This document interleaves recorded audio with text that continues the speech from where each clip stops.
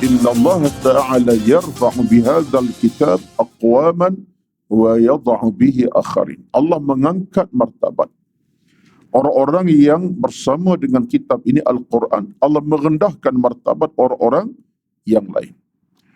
Tuan-tuan, dalam hukum beragama kita jelas menunjuk kepada kita nilai manusia secara hakikinya adalah disebabkan oleh keterikatannya dengan Al-Quranul Karim. A'udzu billahi minasyaitonir rajim. Bismillahirrahmanirrahim. Alhamdulillahi rabbil alamin. Ar-Rahmanir Rahim. Maliki yaumiddin. Iyyaka na'budu wa iyyaka nasta'in. Ihdinas siratal mustaqim. صراط الذين أنعمت عليهم غير المغضوب عليهم ولا الضالين آمين. بسم الله الرحمن الرحيم.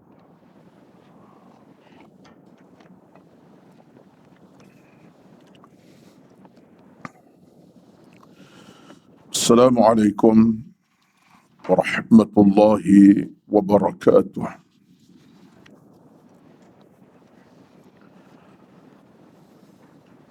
Alhamdulillahi Rabbil Alamin. Assalatu wassalamu ala Sayyidina Muhammadin ashrafil anbiya'i wal mursalin wa ala alihi wa ashabihi ajma'in. Rabbana alayka tawakkalna wa ilayka anabna wa ilayka al-masir. Allahumma lakal hamdu kama yanbaghi li jalali wajhika wa azimi sultanik. Rabbana iftah bainana wa baina qawmina bil haqqi wa anta khairul fatihin. Bismillahilladzi la yadurru ma'a ismihi syai'un fil ardi wa la fis sama' wa huwas sami'ul 'alim. Bismillahilladzi la yadurru ma'a ismihi syai'un fil ardi wa la fis sama' wa huwas sami'ul 'alim. Bismillahilladzi la yadurru ma'a ismihi syai'un fil ardi wa la fis sama' wa huwas sami'ul 'alim. Allahumma irfa'na minal bala'i wal waba' والأمراض والبلايا والمصائب والأشرار ما ظهر منها وما بطن.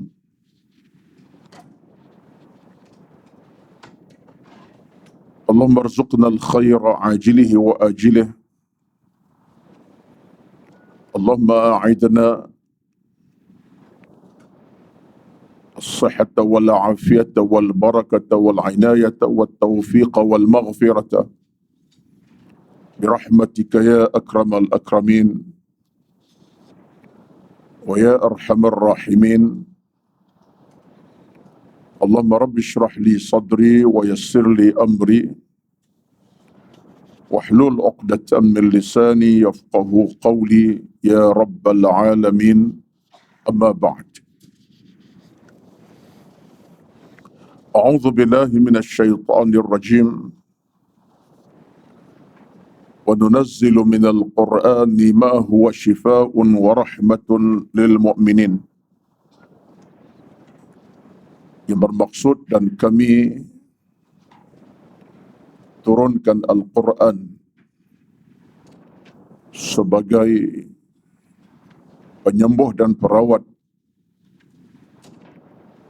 dan rahmat bagi orang-orang yang beriman. Al-Isra 82. Sadaqallahul Azim. Yang dihormati, yang dikasihi, yang berbahagia dan kuasa pengurusan Duha Masjid Al-Falah USJ 9 Subang Jaya, dan yang dihormati, yang diraikan seluruh kehadiran para jemaah duha di pagi yang penuh barakah ini. Pertama-tama alhamdulillah, kesempatan yang amat berkat dalam cuaca yang penuh ketenangan, dalam suasana yang penuh dengan kemuliaan ini. Alhamdulillah, kita berhimpun dalam suasana semata-mata mengharapkan rahmat redha Allah Azza wa Jalla. Bahkan dalam suasana lebih utama dari itu ialah kita bermunajat. Kita bermohon mudah-mudahan Allah Subhanahu wa taala memberikan kita pintu keselamatan, pintu keamanan daripada ujian yang sedang melanda kita sekarang ini, yang amat-amat menakutkan kita, membimbangkan kita. Sesuatu yang kita anggap sebagai suatu musibah dalam perjalanan kehidupan kita di akhir-akhir zaman ini. Dan hal ini tuan-tuan bukan kecil isunya, tapi suatu isu besar. Maka tiada jalan yang boleh kita terokai dalam hidup kita melainkan dengan kita banyak berdoa. Kita merintih, kita berdoa, kita bermunajat, kita bermohon kepada Allah Azza wa Jalla dalam apa keadaan sekalipun. Secara peribadi, secara berjamaah, berkeluarga di rumah masing-masing. Angkatlah ucapan-ucapan dalam bentuk doa dan munajat kepada Allah Azza wa Jalla. Itu kekuatan kita. Kerana dalam hubungan agama, tuan-tuan, dalam hubungan agama ini, banyak perkara boleh diangkat Allah melalui doa-doa hambanya. Saya kata Al-Imam Al-Ghazali rahmatullahi alaihi, doa ataupun doa tersebut adalah merupakan jantung kepada kehidupan beragama kita. Dan Nabi SAW sendiri dalam banyak keadaan, dalam banyak situasi, apa Nabi laku ialah banyak berdoa kepada Allah Azza wa Jalla. Sehingga Nabi sebut dalam hadis yang sahih, Ud'ullaha wa antum muqinuna bil ijabati. Banyakkan berdoa kepada Tuhan kamu dan yakinlah Allah akan menerima doa-doa kamu. Wa antum muqinuna bil ijabah. Ini pesanan Nabi kepada kita. Dalam suasana pandemik COVID hari ini, bukan masa dan waktu kita menuding kepada sesiapa. Tetapi masa kita ialah menginsafkan diri kita masing-masing.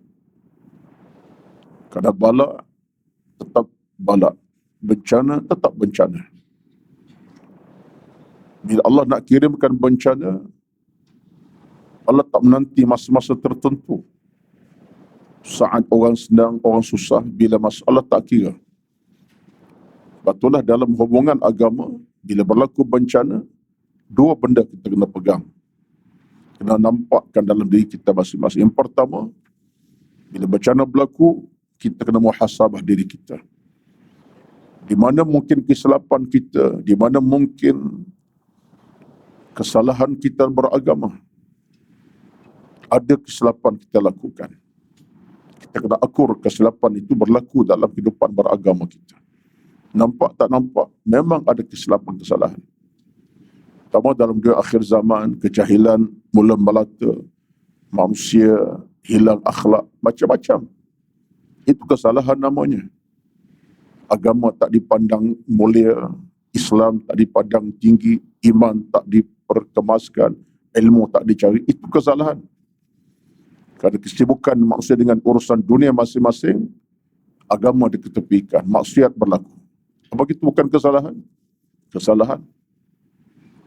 Jadi yang pertama, bila berlaku bencana musibah, dua perkara. Yang pertama, tengok kepada diri kita untuk kita bermuhasabah.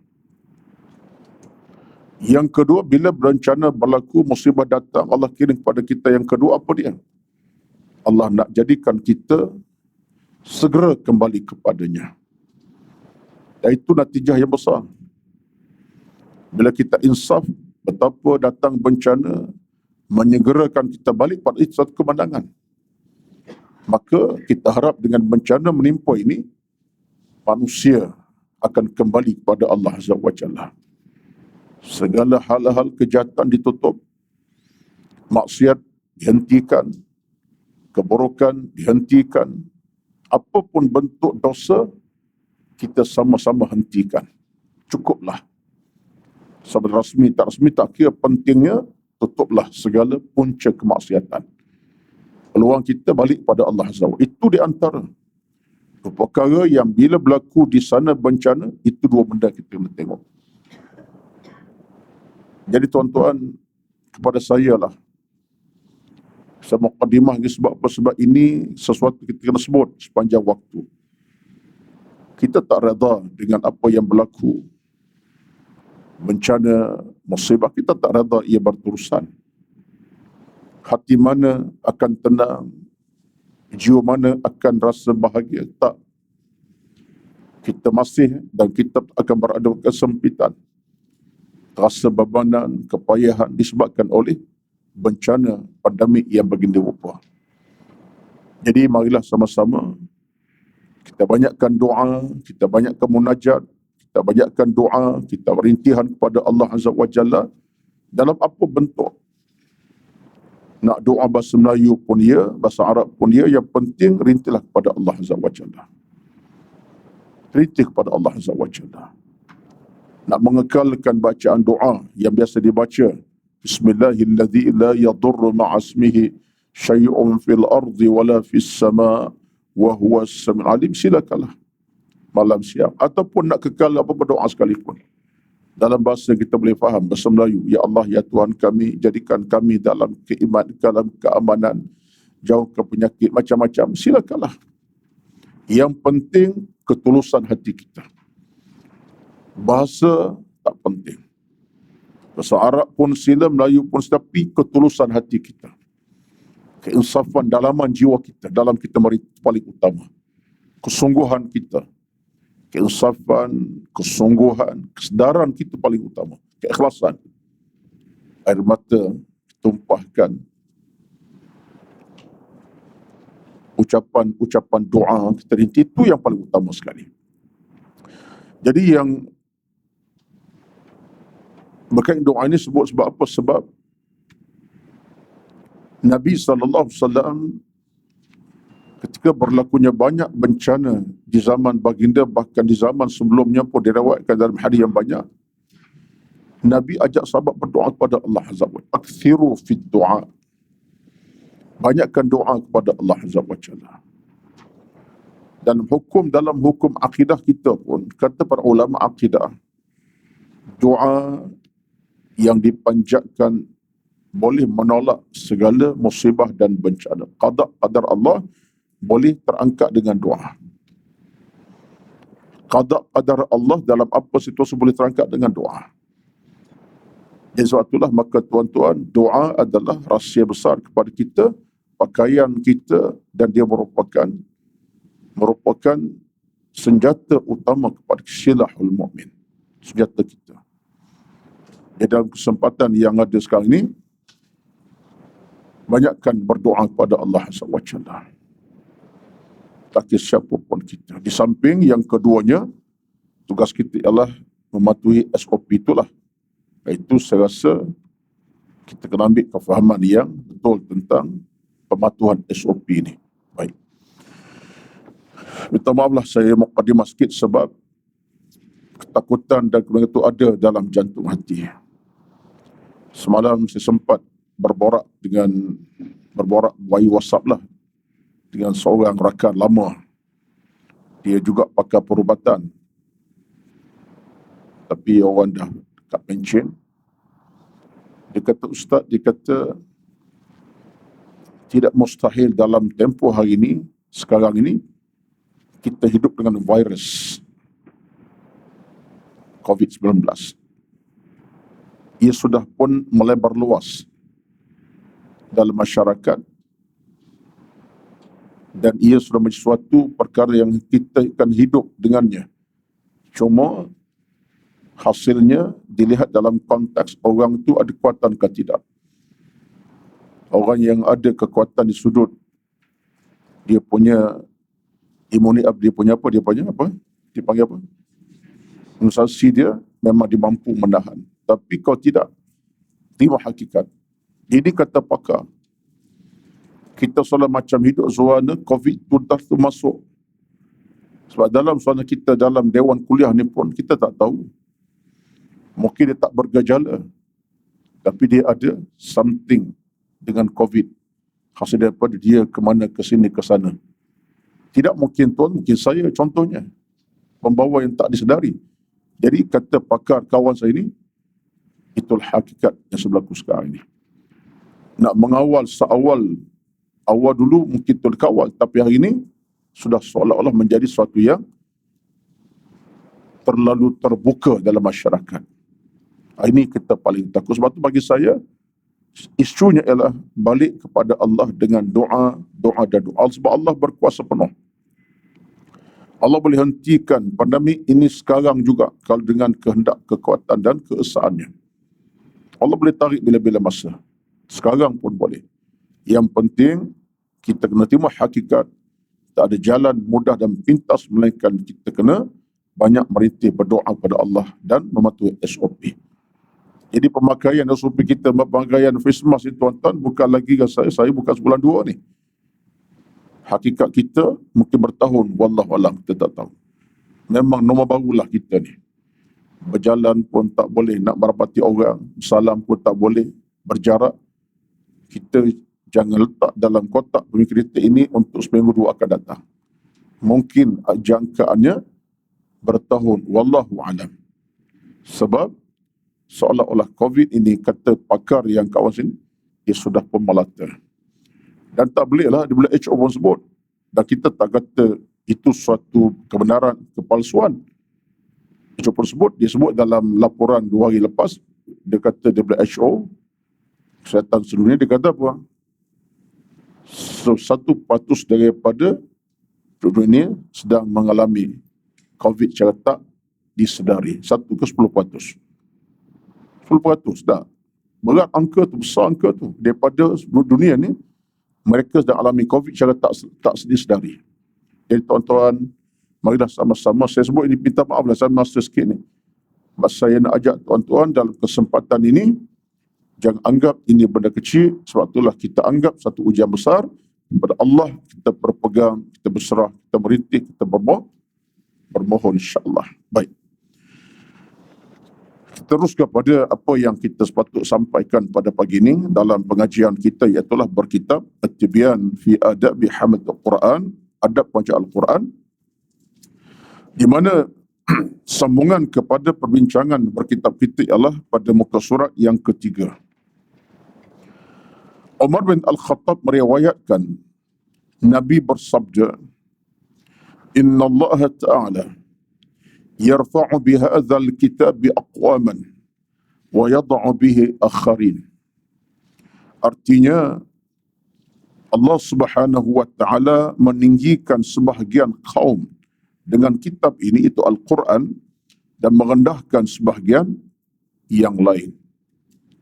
Daripada hadis Al-Imam Muslim rahmatullahi alaihi. Kita masih bercakap tentang muqaddimah bagaimana Al-Quran itu menjadi jantung hati kita. Al-Quran penyelamat kita, Al-Quran teman kita, Al-Quran pemberi syafaat kepada kita, tolong bantu kita di hari akhir nanti. Itulah hakikatnya. Dalam hadis Nabi kata apa?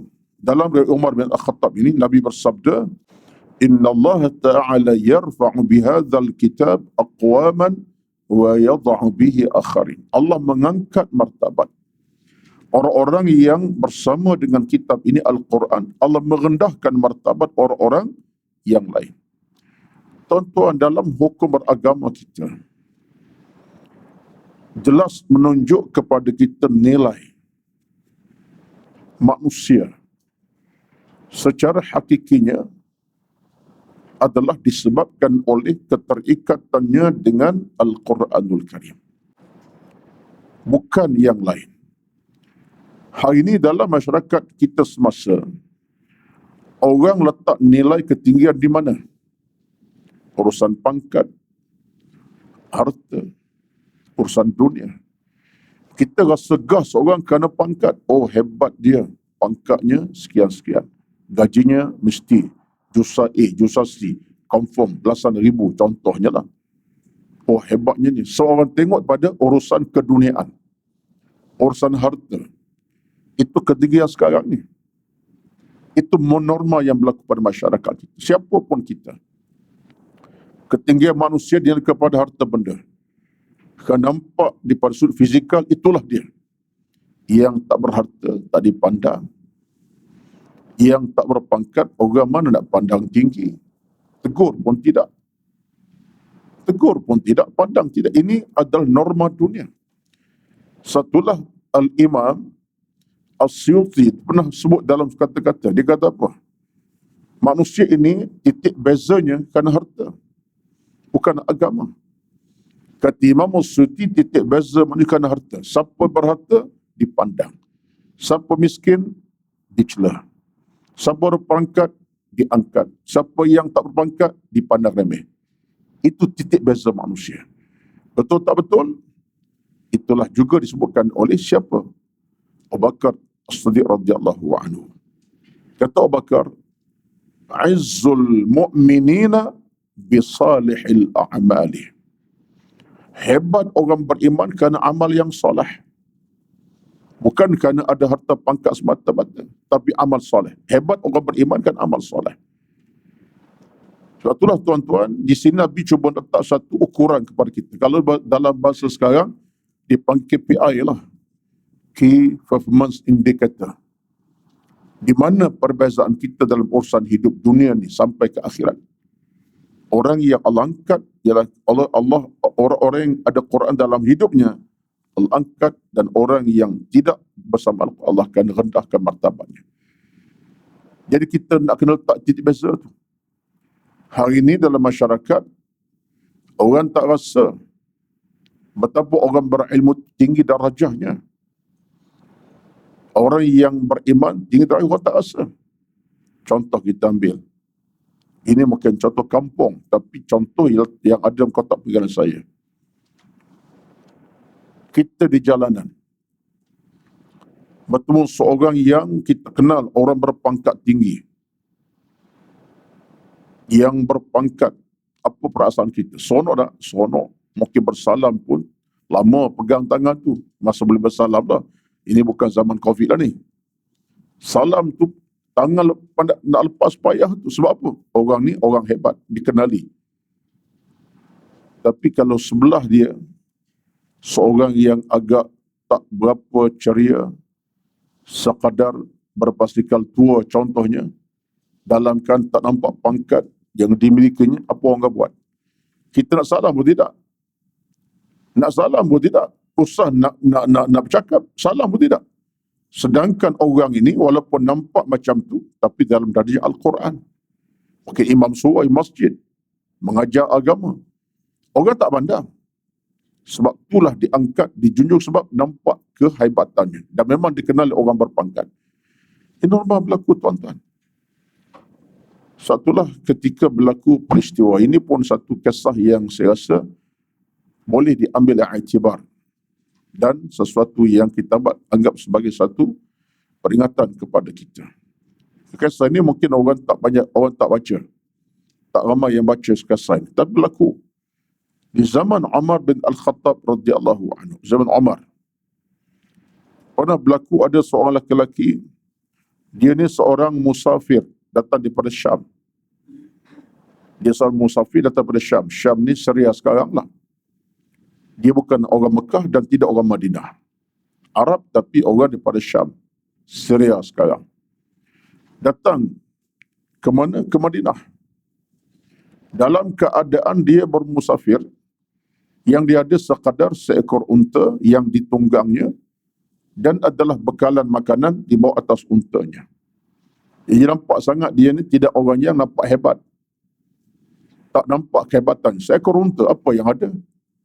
Kemudian nampak dia makan di atas unta itu, yang mungkin berjalannya berbulan, berminggu.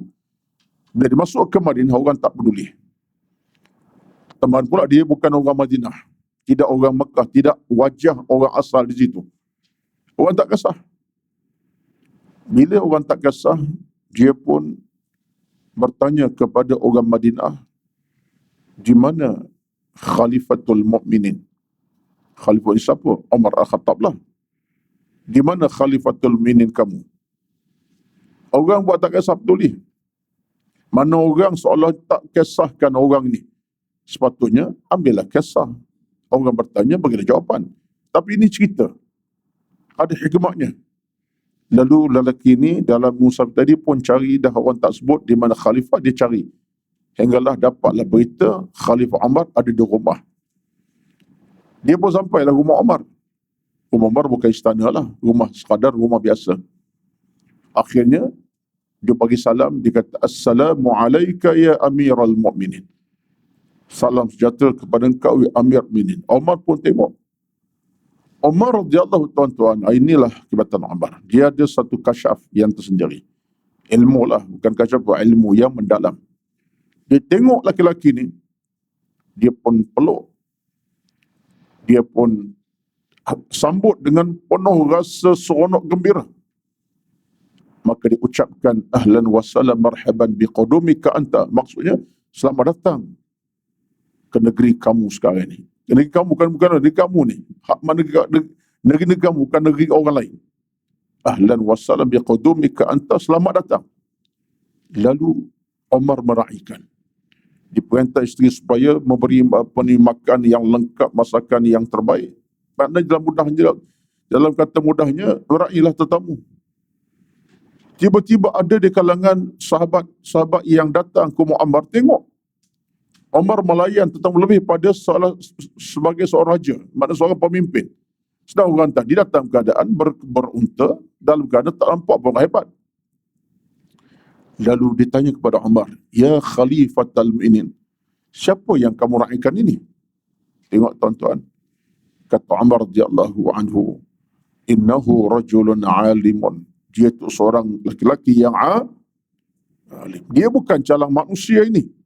Dia seorang yang alim, seorang berilmu tinggi. Mendatang pada Syam ini, dia orang yang tahu agama daripada kamu lagi. Tuan-tuan, nak cerita. Cerita ini sebenarnya ada rakaman sejarahnya, itu sendiri. Saya nak bawa sikit saja. Apa rumusannya? Menunjukkan dalam kotak setengah manusia, tengok orang kacamata je. Nampak macam begitu saja, tak adalah nak bagi penghormatan. Pada orang itu dalam keadaan alim yang alim, berilmu tinggi. Umar meraihkan macam seolah pemimpin dia. Tengok tuan-tuan. Ini berlaku dalam sejarah. Sejarah zaman Umar memerintah. Dari cerita lain, saya tak sebut cerita lain itu, tapi nak sebut tuan-tuan, ini kenyataan. Jadi dalam hal inilah, kata para ulama, kata Imam Syafi'i tadi, titik beza manusia dalam hidup ialah kerana soal harta. Bila berharta diangkat, bila tak ada harta dipandang lekeh. Bila ada pangkat diangkat dijulang, bila tak ada harta, tak ada pangkat, tak dipandang. Itulah sejarahnya. Dan ia berterusan kepada kita sampai sekarang ini. Jadi dalam hadis ini, saya nak kaitkan apa dia? Dalam situasi seorang manusia ada Al-Quran di dada, ilmu dia adalah orang paling tinggi. Itulah tidak mengecewakan kita. Siapa yang tahu Al-Quran, dibaca Quran, belajar Al-Quran, memahami Al-Quran, tuan-tuan, adalah kelompok yang ditinggikan oleh Allah Azza wa Jalla. Walaupun kita mungkin tak berharta, tak berpangkat, tak ada nama pada masyarakat pun, tapi kerana tuan-tuan orang yang faham Al-Quran, boleh baca Quran, mengamal Al-Quran, bahkan kenal Al-Quran, memahami Quran, tuan-tuan disebut dalam hadis sebagai Allah angkat darajah kita. Yarfa', Allah mengangkat darajah kita.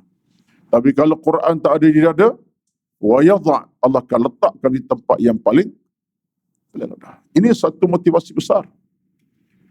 Sebab itulah saya nak ingatkan diri saya, tidak ada kekecewaan bagi orang yang faham Al-Quran. Tidak ada kekecewaan bagi orang yang belajar Al-Quran. Tidak ada kekecewaan bagi orang yang faham Quran. Yang tak faham Quran, kecewa. Yang tak erti Quran akan kecundang. Tapi orang faham Quran, Allah angkat darjah. Walaupun tak nampak di bumi kehebatan mereka, tapi jangan lupa, di hari akhir Allah angkat darjah kita. Sebab itulah tuan-tuan, hadis ini satu hadis yang cukup jelas menunjukkan satu motivasi supaya kita hidup dalam suasana bersama Al-Quran, kerana Allah angkat darjah orang yang faham Quran, dan jangan kita berada dalam kelompok mereka yang tidak bersama Al-Quran. Allah rendahkan martabat kedudukan kita. Cabaran juga tu. Betulah, secara mudahnya beginilah kalau kita rumuskan hadis ini. Maknanya usaha, kerja keras kita untuk faham Quran, usaha kita belajar Quran, insya-Allah itulah tanda arasnya kita dipandang tinggi oleh Allah Azza wa Jalla. Tapi saat kita mula tinggalkan Al-Quran, tak belajar Al-Quran, tak boleh baca Quran, lebih teruk, maka orang ini akan dipandang hina bukan oleh manusia, oleh Allah Azza wa Jalla. Allah rendah martabatnya. Itu satu. Yang kedua, hadis tuan-tuan ada makna tersirat lagi. Hadis ini tuan-tuan itu daripada satu sudut tentang kita secara peribadi, personal. Yang kedua hadis tentang satu hal yang lain. Apa dia? Bila Nabi sebut innallaha ta'ala yarfa'u aqwaman, Nabi sebut tentang kaum. Aqwaman di mana kelompok masyarakat, bukan peribadi saja. Yang tadi secara peribadi. Yang ini Nabi sebut tentang konteks peribadi, konteks umat. Aqwaman ini umat. Menunjuk kepada kita bahawa masyarakat yang berjaya, masyarakat yang akan dianggap berjaya, yang Allah redha, masyarakat yang mengangkat Al-Quran dalam kehidupan mereka sebagai sebuah masyarakat. Artinya, sebab umat, kalau mereka tidak pandang Al-Quran, tidak belajar Al-Quran, tidak berquran, Allah tidak akan pandangan yang baik dan baik yang mulia kepada mereka. Rendah kepada mereka. Ini satu lagi di antara isu besar.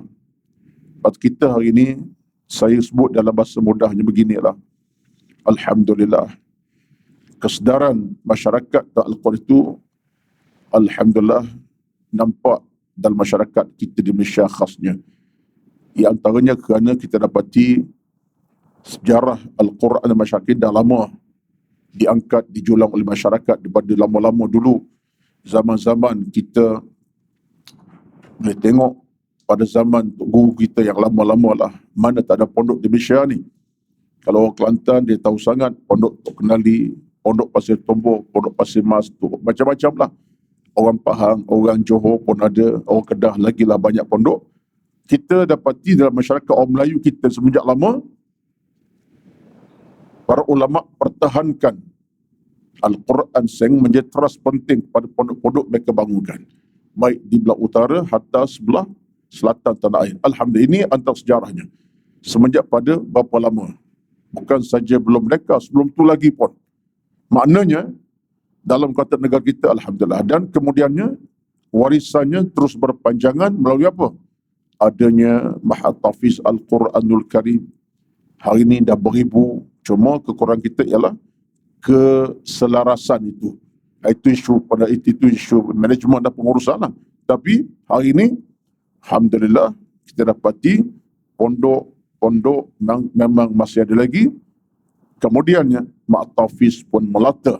Anak-anak tahfiz kita ramai yang sedang belajar Al-Quran dan sebagainya. Tadi pun bila Kak Salwa sebut nak dibuka ruang untuk derma kepada pondok, itu satu ruang untuk kita menyumbang, memberi, membantu anak-anak tahfiz untuk belajar Quran jadi orang alim.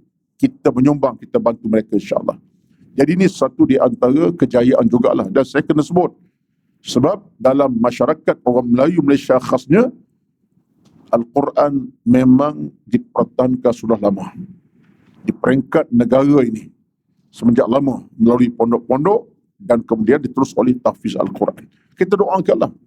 Satulah yang menjadi kewajipan kita sekali adalah kita kena sokong bantu.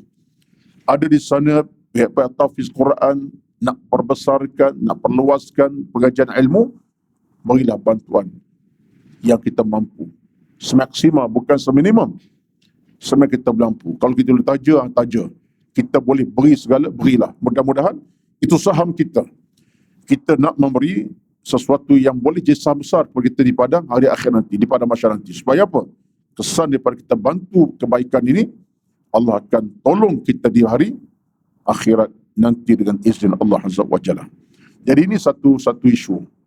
Jadi isu ini isu aqwaman, iaitu Nabi sebut masyarakat yang angkat Al-Quran, Allah angkat mereka, dan orang merendah Quran, Allah kena mereka. Maknanya kalau masyarakat tidak pandang Al-Quran dalam konteks secara beramai-ramai bermasyarakat, kita takut akhirnya negara itu negara yang semakin hari semakin berada dalam musibah dan bencana wal'aidzubillah. Ini di antara apa yang saya nak sebut tentang hadis ini. Jadi dua konteks. Yang pertama kita peribadi, kena mengaji, kena belajar.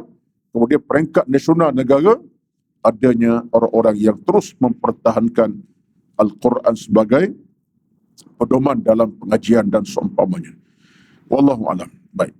Kemudiannya, dalam hadis yang lain, dalam muka surat yang ketiga tu, Abu Umamah Al-Bahili radhiyallahu anhu meriwayatkan dengan berkata, aku dengar Nabi telah bersabda, Iqra'ul Qur'ana fa innahu ya'ti yawmal qiyamati syafi'an li ashabihi. Yang dimasyhur, sangat-sangat masyhur tuan-tuan. Hadis ini satu hadis yang begitu masyhur, menjadi penenang pada jiwa raga kita. Apa kata Nabi? Daripada hadis Abu Umamah Al-Bahili, Nabi bersabda, Iqra'ul Qur'ana fa innahu ya'ti yawmal qiyamati syafi'an li ashabihi. Subhanallahil azim. Harga nilai Al-Quran ini tuan-tuan, kita kutip di padang mahsyar nanti.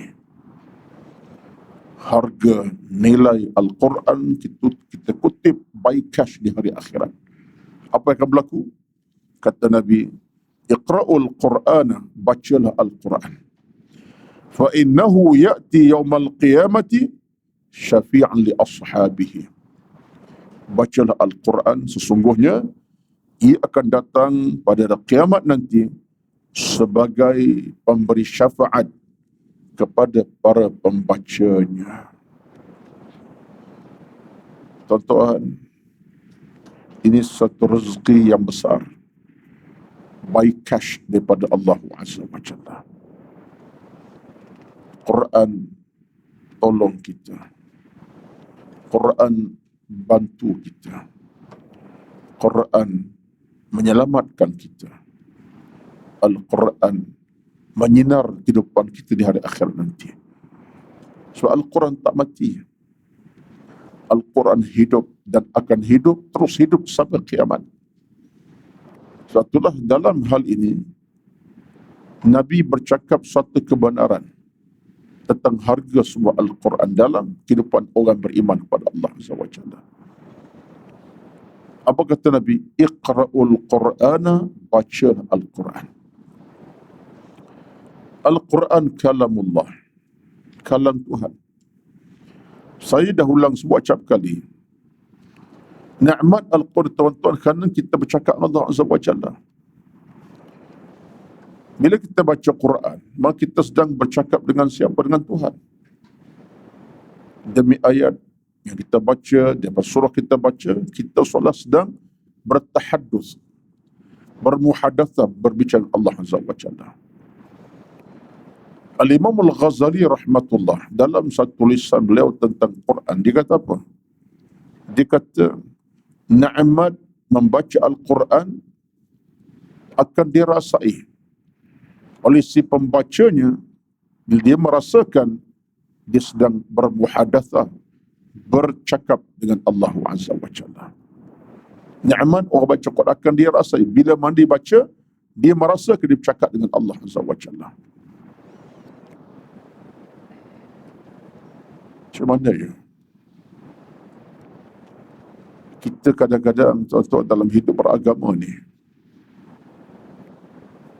kita tak rasa kita baca Quran, kita sedang bercakap dengan Tuhan. Bahkan lebih teruk tak rasa bercakap Allah pun. Tak rasa bercakap dengan Tuhan. Tapi kalau tak bercakap dengan kawan, tak sembang sampai pecah telefon, ya, contohlah bukan pecah pun, ya, kita rasa tak seronok. Bersembang macam-macam tajuk lah. Apalagi dalam dunia ini tajuk macam-macam. Kata kat orang tu orang ni, lagilah seronok. Contohnya, kita rasa macam tak puas hati. Sambung lagi sembang kedai kopi tu, kedai makan, restoran, 2-3 jam. Dan dengan Allah Azza wa Jalla, tak rasa seronok nak bersama dengan Tuhan dalam baca Al-Quran Karim. Ini antara kelemahan kita. Bagi kalau saya kata, orang baca Quran, dia akan rasa seronoknya untuk baca Quran. Sebab apa? Dia sedang bermuhadathah. Maknanya sedang bercakap dengan Allah Azza wa Jalla. Kita baca Al-Quran, apa pun bacaan kita baca, surah apa kita baca, Bismillahirrahmanirrahim. Al-Qari'atu mal-Qari'ah, wa ma adraka mal-Qari'ah, Yawma yakunun nasu kal-farashil mabthus, sampai akhir. Sebenarnya kita sedang bercakap dengan Tuhan kita Allah Azza wa Jalla. Bicara hati ke hati, bicara perasaan pada perasaan, bicara yang mengisafkan kita kalau kita faham ayat yang kita baca. Tuan-tuan, ini rezeki sebenarnya. Satu amat mengecewakan kita dalam hidup ini kalau tidak ada waktu dengan Al-Quranul Karim. Ia dua benda sebenarnya. Yang pertama, kita paling kecewa kalau kita tak ada masa dengan Allah. Apa tak ada masa? Maksud tiada masa untuk beribadat. Nak solat tak, dan nak berzikir tak sempat belaka. Ini mengecewakan kita. Bukanlah kecewa, kita kecewa. Pertama kan tak ada masa untuk bersama Allah. Tak ada masa Allah Azza wa Jalla. Nak solat pun tak ada. Zuhur terabai, asar tak sempat, maghrib saja sempat, isyak tak ada, subuh tak bangun. Yang keduanya ialah kita tak ada masa untuk bercakap Allah Azza wa Jalla. Nak melayan Allah pun tak sempat, nak bercakap pun tak ada. Cuba tuan-tuan kaitkan dua ini dengan hubungan kita dengan mak ayah kita. Seorang anak dengan mak ayah tak sempat nak layan. Seorang anak dengan ayah ibunya tak sempat bercakap. Apakah anak ini anak yang baik? Anak yang berakhlak? Anak yang beriman? Anak yang mulia hidupnya? Tak ada. Kalau awak dah sampai tahap nak melayan ayah, mak pun tak ada masa, nak bercakap pun tak sempat, tak ada apa dah kita. Nilai sebagai anak kita dah tak ada dah. Anak yang soleh lah. Anak yang mukmin tak ada lah. Nak sembang ayah walaupun sejam tak sempat. Nak jenguk satu hari dalam sebulan pun tak dan. Setahun sekali pun tak boleh balik contohnya. Habis. Bayangkan dengan Allah Azza wa Jalla. Tiba-tiba nak melayan Allah pun tak sempat. Nak bercakap atau pun tak sempat. Apa kita ada tuan-tuan? Satu saya sebut, di baik tak saya kata apa? Ibadat kita sekarang, baik kita solat, kita zikir, kita istighfar, itu cara apa? Itu maksud apa? Kerana ibadat itu hubungan dengan Tuhan. Hubungan Allah melalui ibadat. Sebab kita ada masa layan Allah. Sampai waktu solat, kita layan Allah. Sampai masa kita berzikir, berzikir. So apa? Itu layan Allah namanya. Dan bila baca Quran, kita bercakap Allah Azza wa Jalla. Jadi, tolong pegang kaedah ini. Sebab kaedah penting. Kalau kita anggap ini sebagai satu perjalanan kita dalam beragama, ini adalah satu kemestian. Apa dia? Baca Al-Quranul Karim. Semakin banyak kita baca ayat Al-Quran, bukan 10 ayat, bahkan ratusan ayat. Bukan satu surah, bahkan belas-belas surah. Bukan satu surah, bahkan juzuk kita baca. Bermakna, kita bercakap Allah dalam tempoh yang lebih lama pada biasa. Alhamdulillah. Gembira seorang ibu bila anak telefon bukan 2 minit, setengah jam. Seorang ibu gembira bukan hanya bercakap setengah minit sampai 2 minit contohnya. Lepas satu isu ke isu sampai setengah jam cakap, mak, alhamdulillah dapat cakap mak setengah jam. Gembira ibu kita daripada setengah minit saja. Mak apa khabar? Sihat? Okey mak, saya sibuk. Okey, jumpa lagi. Mak tak akan gembira. Tapi bayangkan kita bercakap mak kita daripada satu hal ke hal yang tengok-tengok dah setengah jam. Hati mak akan berbunga, dalam jiwa akan berbunga. Bagus Alung ini. Telefon, cakap pula panjang. Aku pun seronok dengar suara Alung. Dah lama tak dengar. Seorang ibu dia rasa demikian.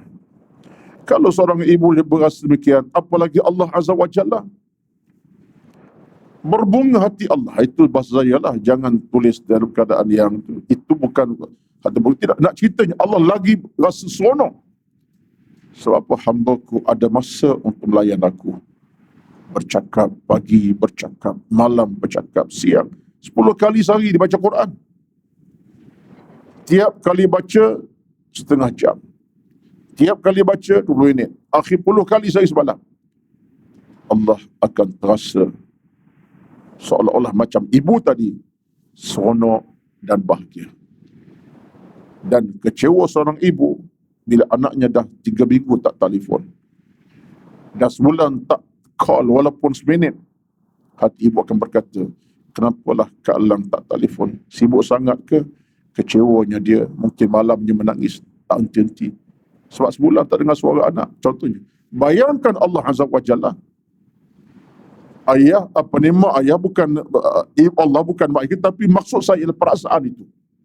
Bila Allah dengar kita baca walaupun 2 patah 10 ayat, pasti Allah kata, hamba-Ku bercakap dengan aku. Itu dalam satu hadis yang sahih. Hadis tentang kita baca surah Al-Fatihah kan. Fatihah. Hadis buat tuan-tuan, bila kita sebut Alhamdulillahi Rabbil Alamin, Allah jawab, Hamadani abdi, hamba-Ku puji aku. Ar-Rahmanir Rahim, majadani abdi, hamba-Ku mengangkat darjah aku. Nampak?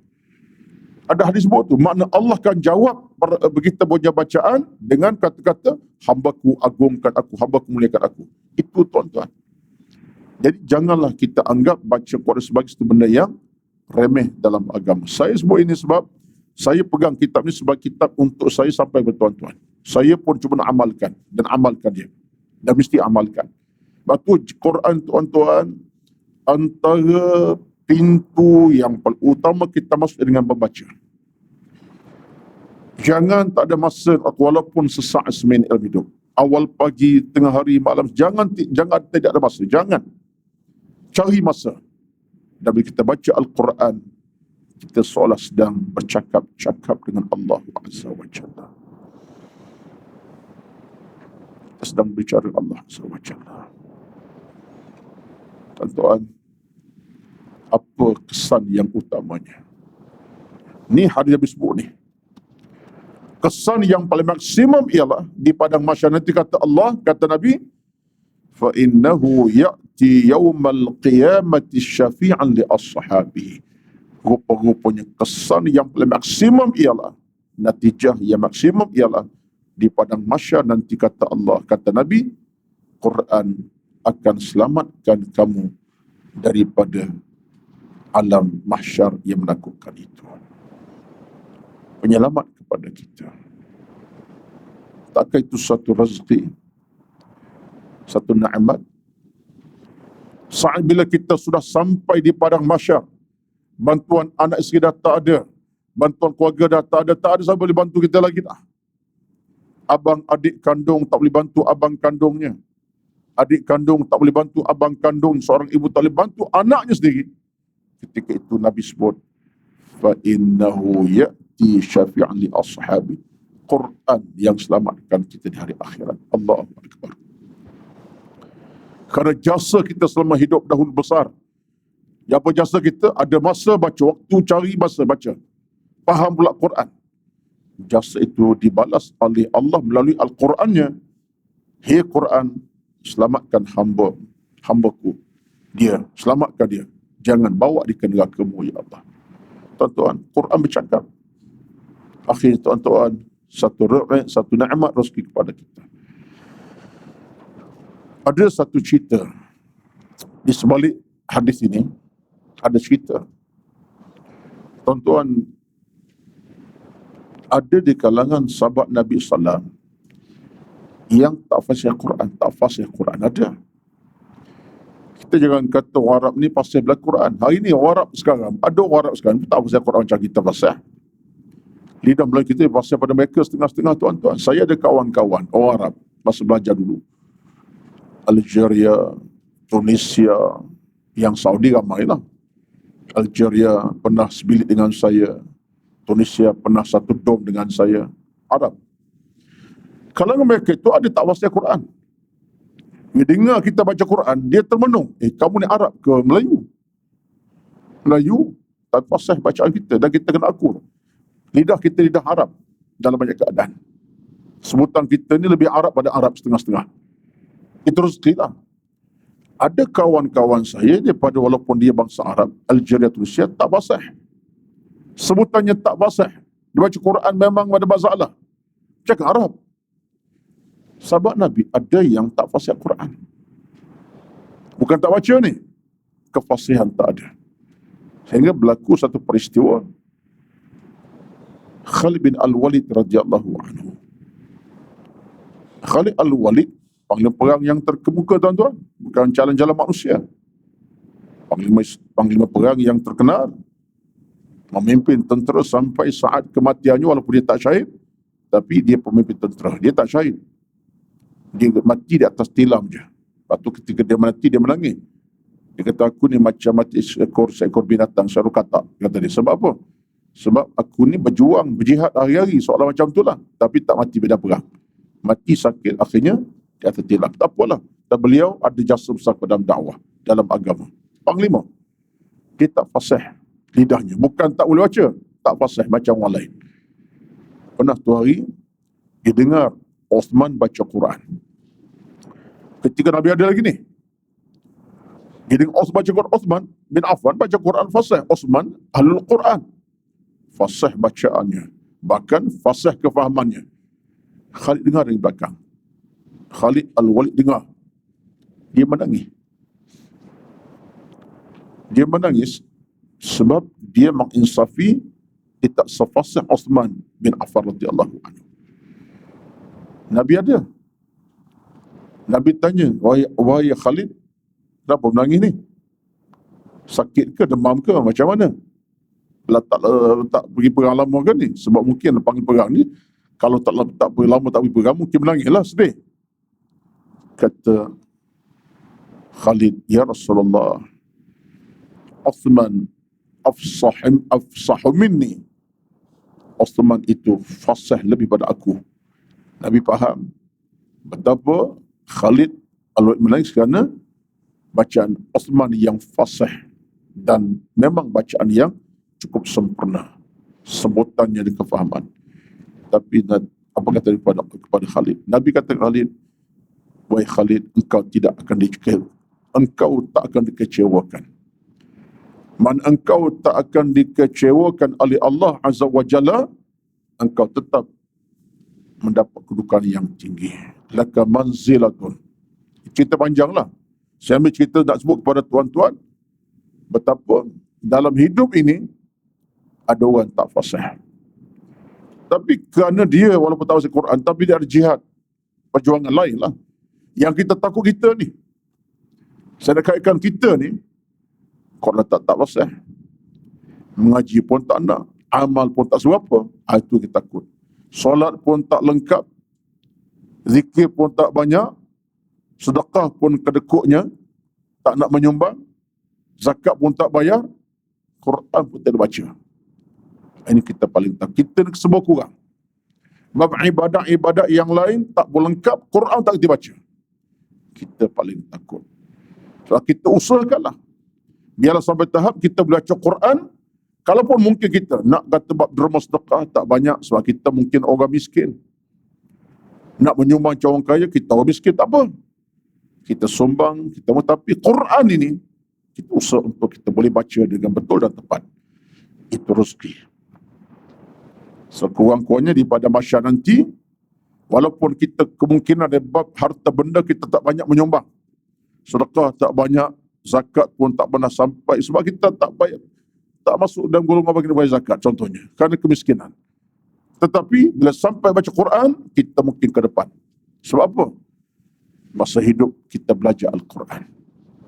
Tak tinggal Quran, ini yang kita nak, tuan-tuan. Sebab itulah di pada masa nanti kita nak supaya akhirnya, kata Nabi, fa innahu ya'ti yaumal qiyamati syafi'an li ashabih. Quran memberi syafaat kepada kita. Syafaat mana apa, tuan-tuan? Artinya bantuan, pertolongan Nabi dan Al-Quran buat kita. Itu syafaat. Pertolongan Nabi sampai dengan syafaat Nabi, Quran pun tolong kita syafaat Al-Quran Karim. Itu yang kita nak. Baik. Yang keduanya, dalam hadis Nabi sebut tentang apa? Nabi sebut tentang Iqra'ul Qur'ana fa innahu ya'ti syafi'an li ashabih. Rupa-rupanya di hari akhirat nanti, sebelum Allah Subhanahu wa taala buka pintu syurga kepada kita. Dia cerita ini cerita syafaat. Saya ada bincang dalam program khas dirakam sebanyak 13 episod. Tapi salah satu syafaat lah. Malam ini bermula di siaran Astro Oasis malam ni bermula. First episode malam ni, Rabu malam ni pertama, kemudian akan terus 13 minggu turut dalam tajuknya Hari Tanpa Tarikh. Malam 7.30 malam dan 10 malam. Dia akan siar 2 kali.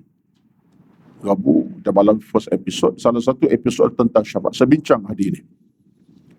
Saya tengok episod keberapa, tapi episod tentang syafaat Nabi SAW.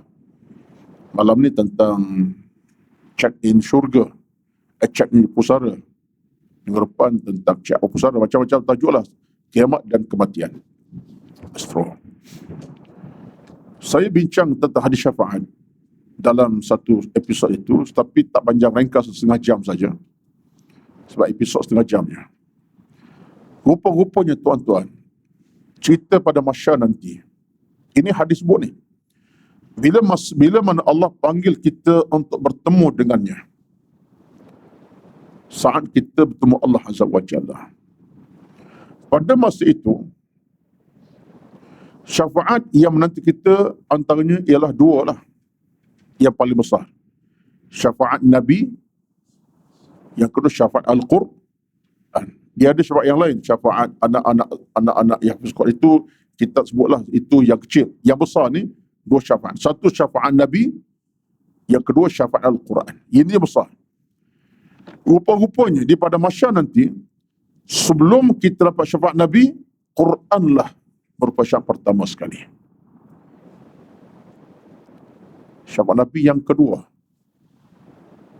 Yang pertama Allah buka cerita ialah Al-Quran dulu. Boleh selamatkan kita. Yang cerita Nabi itu kedua kemudian.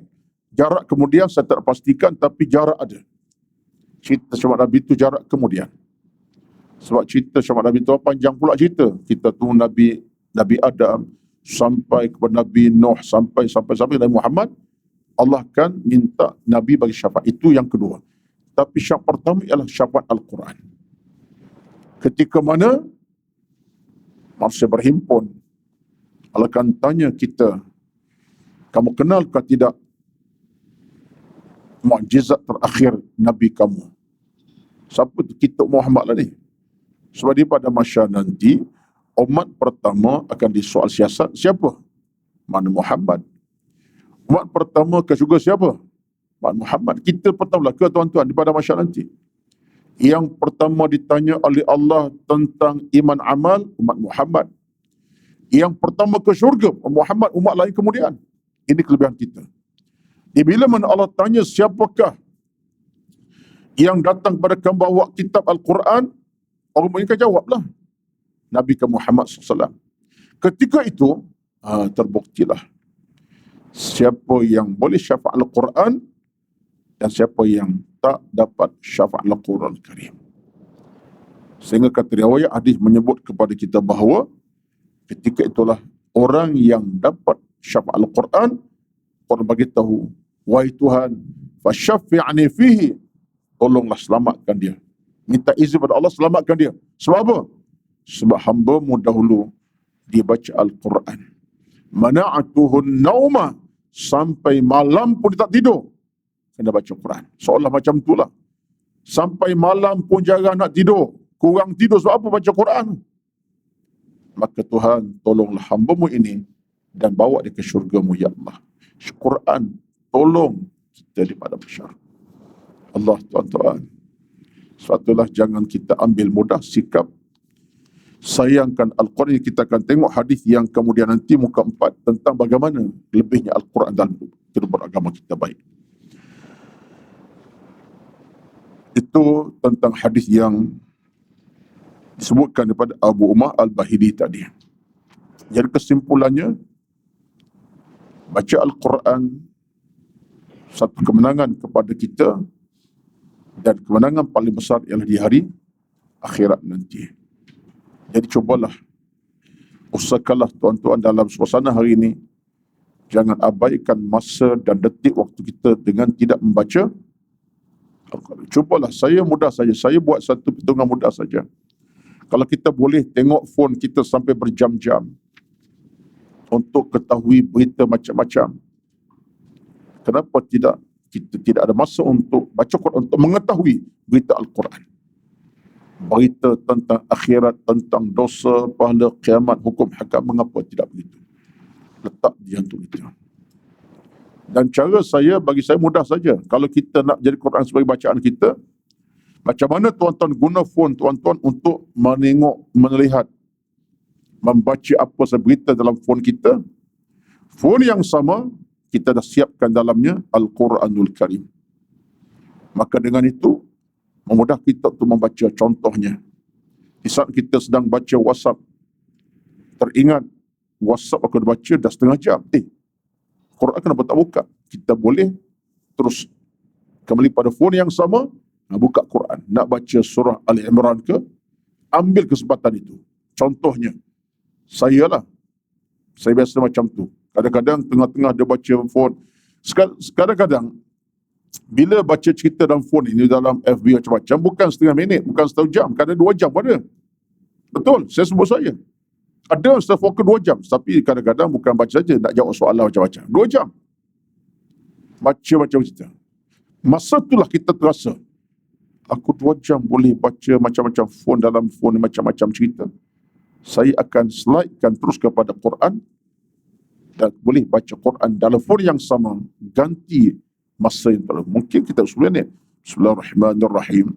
Wa basyiril ladzina amanu wa amilus salihati anna lahum jannatin tajri min tahtiha. Sampailah 10 minit, tutup balik.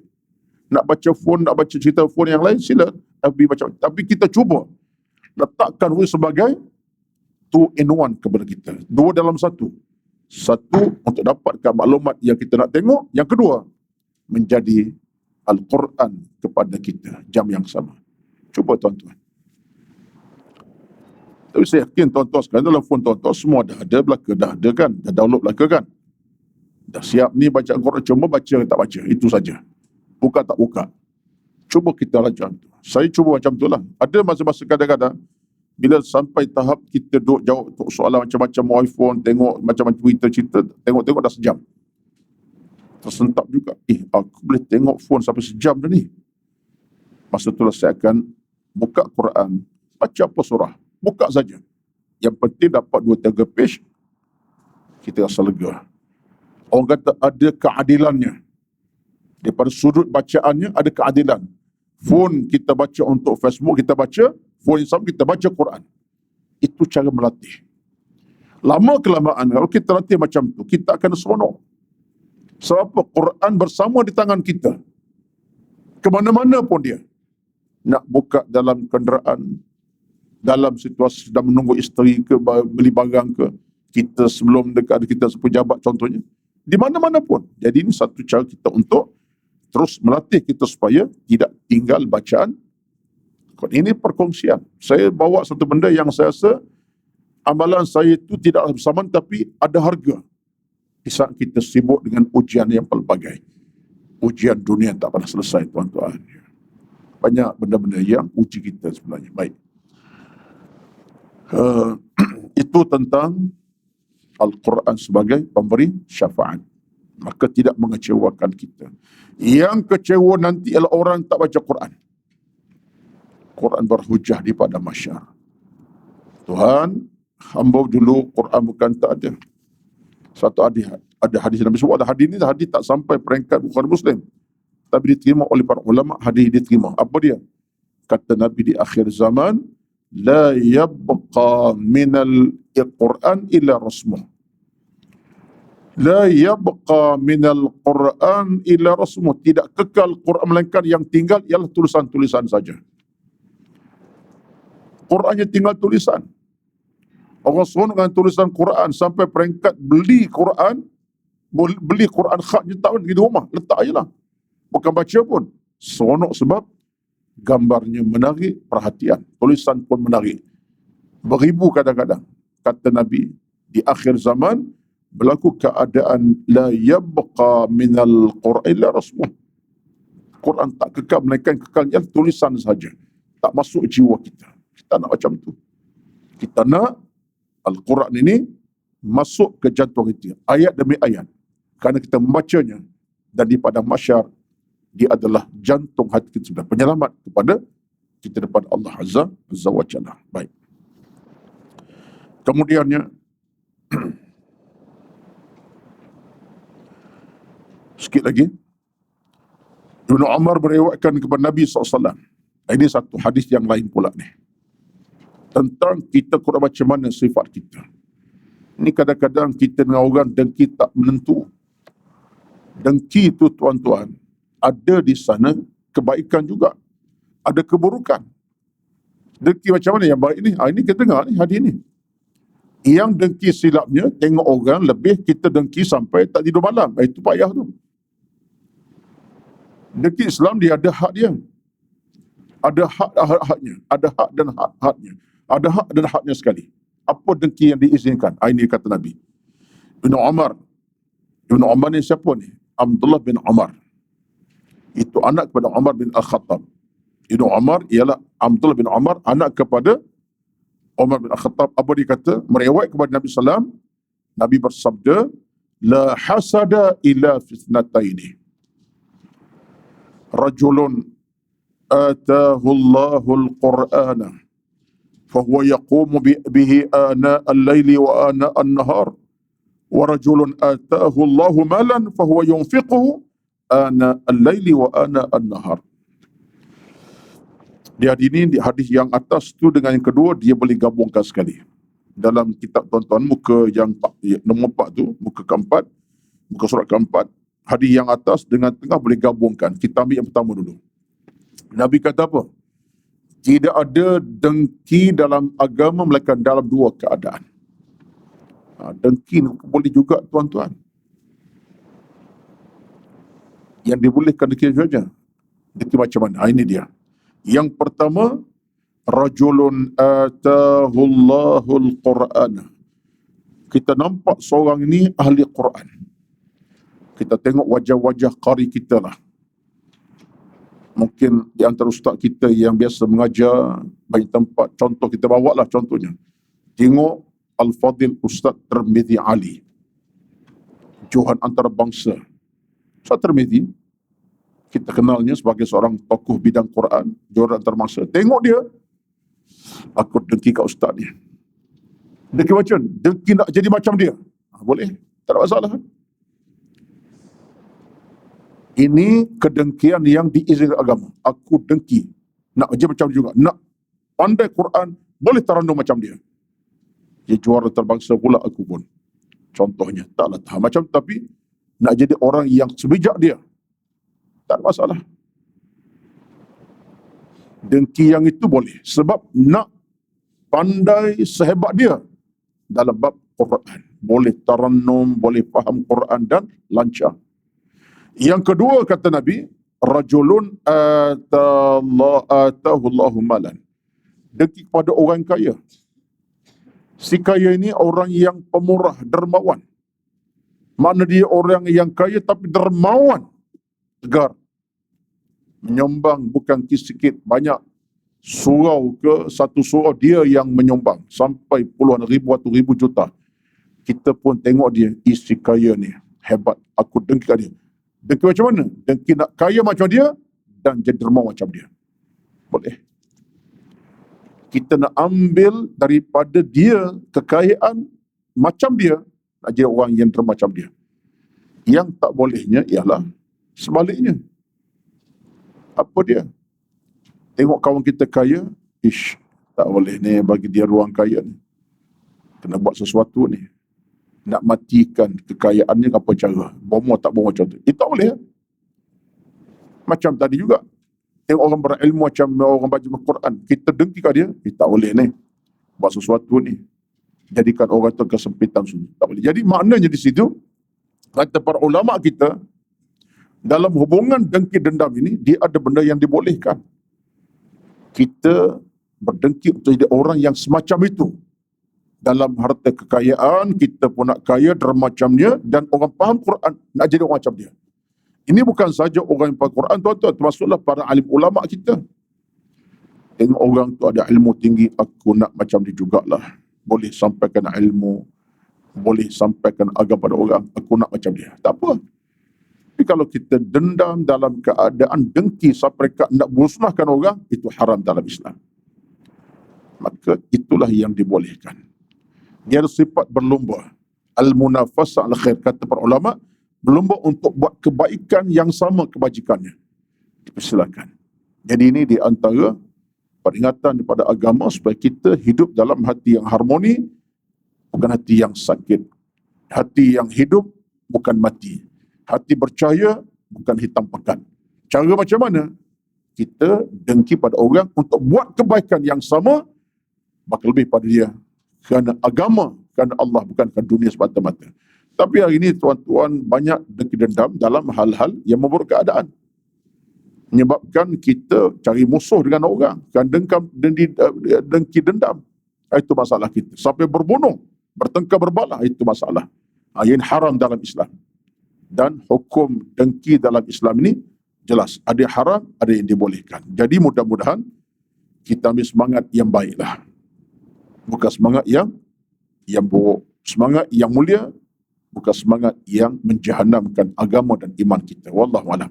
Itu di antara, setakat itulah saya rasa perbincangan kita pada hari ini daripada sudut hukum kita dengan Al-Quran secara keseluruhannya. Kita masih lagi dalam bab yang pertama, iaitulah kelebihan orang baca Quran. Dan kita sambung insya-Allah kemudiannya tentang beberapa lagi hadis Nabi. Hadis tuan-tuan semua ini hadis berkaitan kita sebenarnya. Masa kita seharian, kita dengan Al-Quran, kita dengan membaca Quran macam-macam. Jadi mudah-mudahan apa yang sampaikan pada pagi ini tuan-tuan lebih kepada soal motivasikan saya dan tuan-tuan semualah. Saya harap, saya yakin, saya percaya semua kita nak kepada ketenangan, keselamatan, kerahmatan pada Allah Azza wa Jalla. Maka Al-Quran adalah jalan keselamatan insya-Allah. Kita sambung lagi perbincangan akan datang dengan topik yang masih belum selesai ini. Wallahu a'lam. Aqulu qawli hadza astaghfirullahal azim li wa lakum wa lisairil muslimin wal muslimat fastaghfiruhu innahu ghafurur rahim. A'udzu billahi minasyaitonir rajim. Bismillahirrahmanirrahim. Alhamdulillahi rabbil alamin. Wassalatu wassalamu ala rasulil amin wa ala alihi wa ashabihi ajma'in. Allahumma inna nas'aluka ridha'aka wal jannah. Ya Allah, ya Tuhan kami, mohon kami kepadamu redha-Mu dan syurga-Mu. Ya Allah, kami dambakan. Allah menawwir qulubana bil iman. Cahayakan kami dengan keimanan, ya Allah. Allah mataqabbal minna, terimalah kami, ya Allah. Allah marfa'anna minal bala'i wal waba. Ya Allah, jauhkan kami daripada bala, bencana dan musibah yang menimpa, ya Allah. Allah mataqabbal minna, terimalah kami, ya Allah. Rabbana zalamna anfusana, kami telah banyak zalimi di diri kami sendiri. Wa illam taghfir lana, jika engkau tidak mengampuni kami, wa tarhamna, dan merahmati kami, lanakunanna minal khasirin, Jadilah kami, ya Allah, hamba-Mu yang rugi serugi-ruginya. Allahumma inna nas'alukal khaira ajili wa ajli. Ya Allah, berikan kami kebaikan segera dan bahkan pada hari-hari mendatang kami. Allahumma ahina bil Quran, hidupkan kami dengan Al-Quran. Wa amitna bil Quran, dan matikan kami bersama Al-Quran. Allahumma ja'alil Quran rabi'a qulubina. Ya Allah, jadikan Quran bertapak dan bersemadi dalam hati nurani kami, ya Allah. Rabbana atina fid dunya hasanah. Ya Tuhan kami, berilah kepada kami dunia yang bahagia, membahagiakan kami. Wa fil akhirati hasanah, akhirat yang bahagia, membahagiakan kami. Wa qina azabannar, dan jauhkanlah kami, ya Allah, dari bakaran api neraka yang bernyala-nyala, menakutkan kami, menggerunkan kami, menyusahkan kami, mengecewakan kami. Wassallallahu ala sayyidina Muhammad wa ala alihi wa ashabihi ajma'in. Subhana rabbika rabbil izzati amma yasifun. Wassalamun ala al-mursalin. Walhamdulillahi rabbil alamin. Taqabbalallahu minkum. Taqabbal ya karim. Wassalamu alaikum warahmatullahi wabarakatuh.